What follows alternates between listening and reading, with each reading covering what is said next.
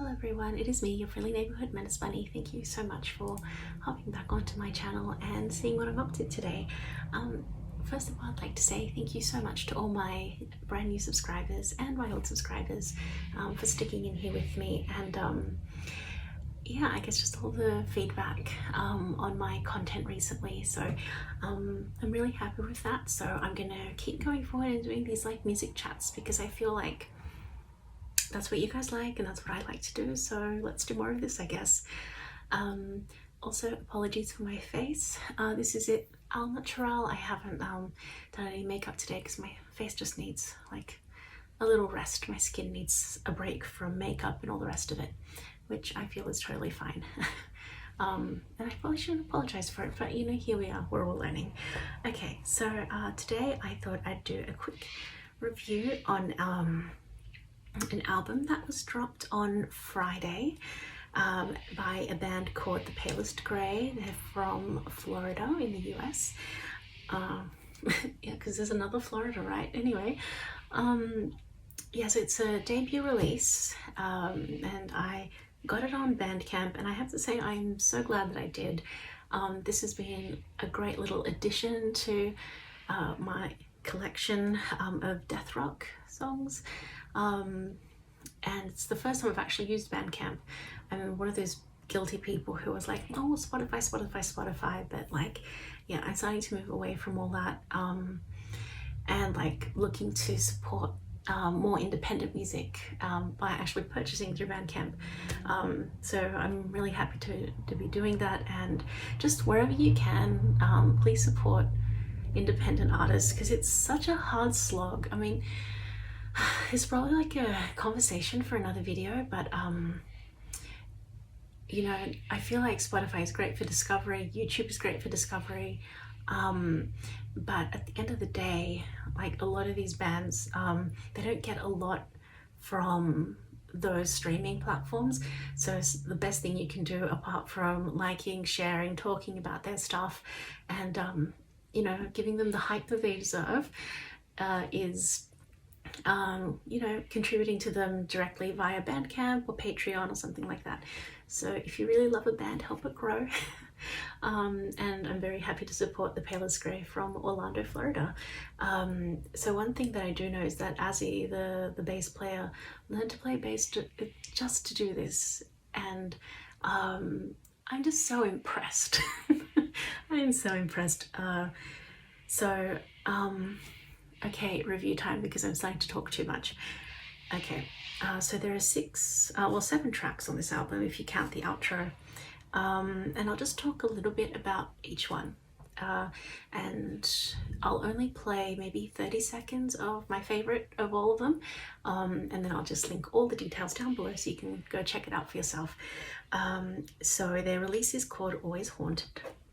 And I will say that this album is potentially one of like the most spectacular albums I've heard in a long time.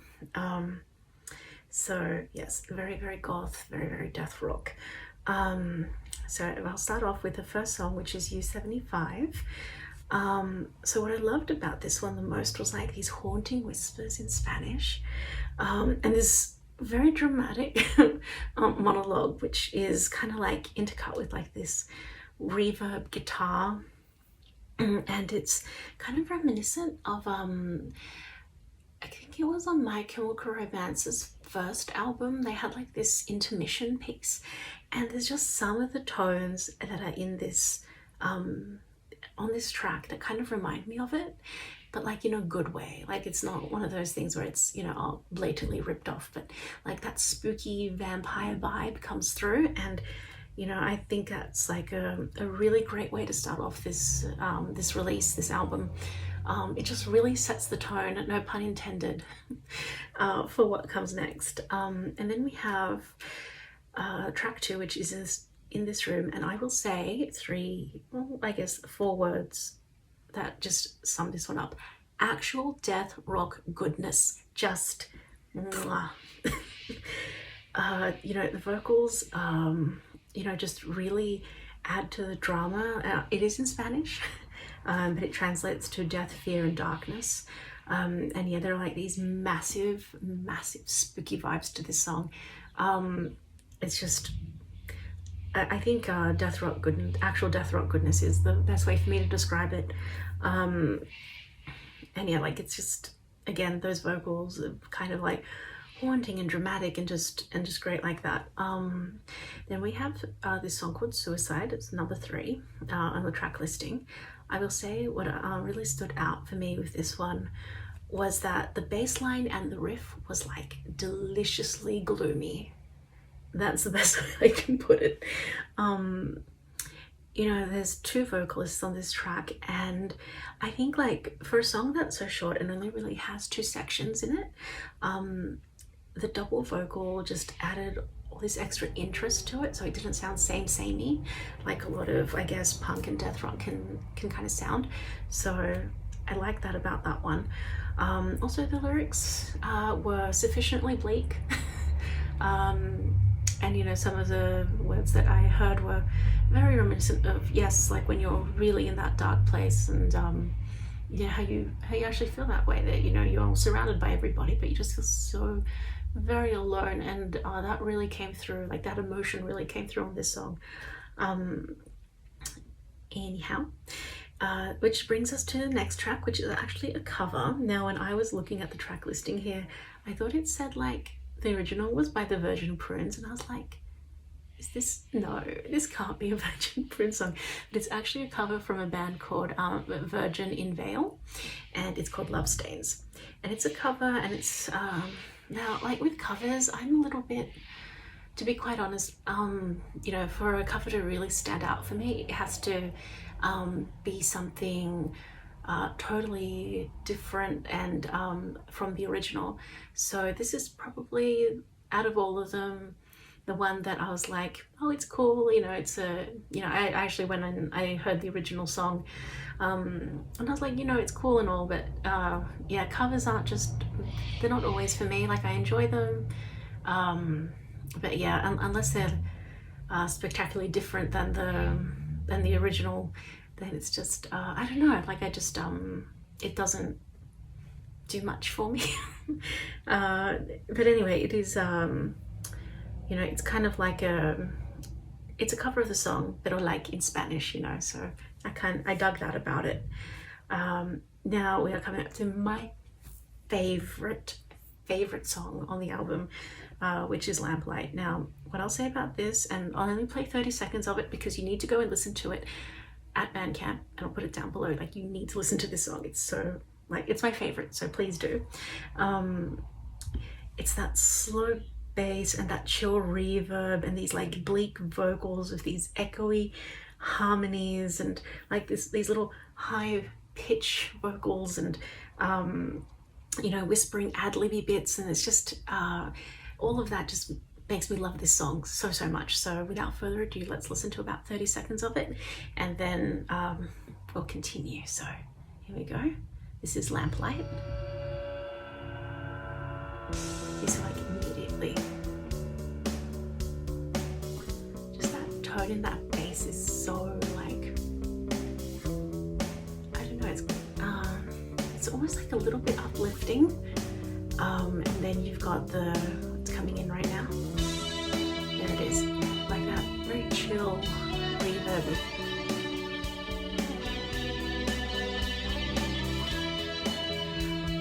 And that's the kind of stuff that I really like. Okay, and so that's 33 seconds of the song. Please listen to the rest of it. Yeah, so I hope that gives you like a taste of, you know what I mean by like that, you know, that slow bass and the chill reverb vibe that just, you know, really adds to this song. Then we've got number 6, which is Terror Go Round, and I love this. Probably not as much as I love Lamplight, but I do love it.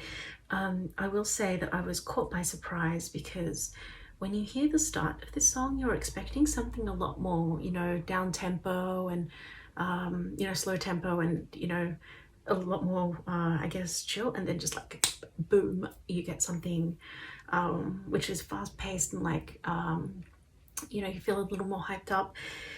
There's like this really sweet tone to the vocals, like they're a higher pitch, than most vocals on this track.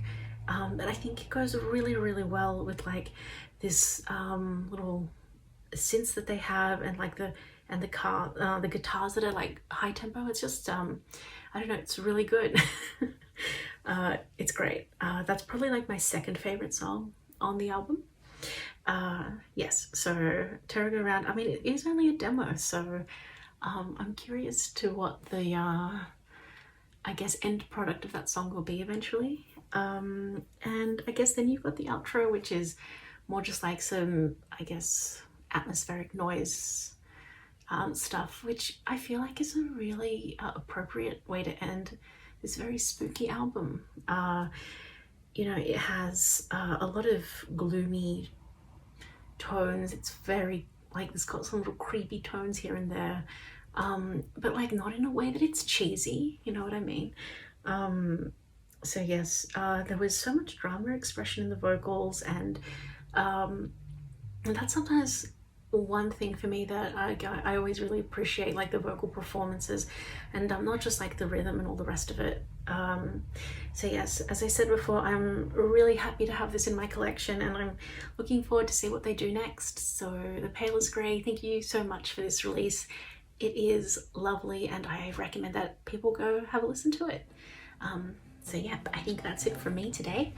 I guess I'll see you next time. Thank you so much for watching. All right, bye.